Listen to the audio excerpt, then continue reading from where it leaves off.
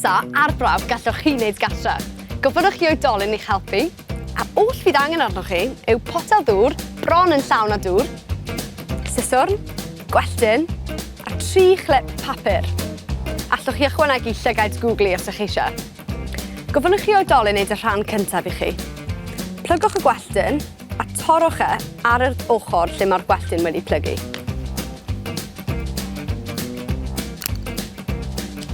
Mae hwn tua hyd fy mis bach chi. Nesa, gyda'r clip papur, rhowch y 2 ben i mewn bob ochr y gwelltyn. Fel hyn. Dyma un fi wedi wneud yn gynharach gyda llygaid Google arno fe. Helo, daf y deifio ydw i, a dwi'n caru deifio a fflymio.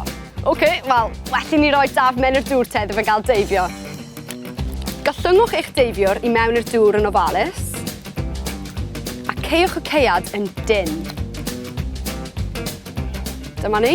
A nawr am yr hyd a'r lledrith.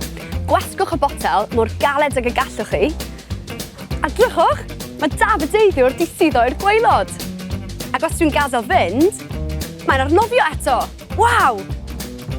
Pan dwi'n gwasgu'r botel, mae'r gwelltyn yn llenwi gyda dŵr, ac felly mae'n drymach a mae'n suddo.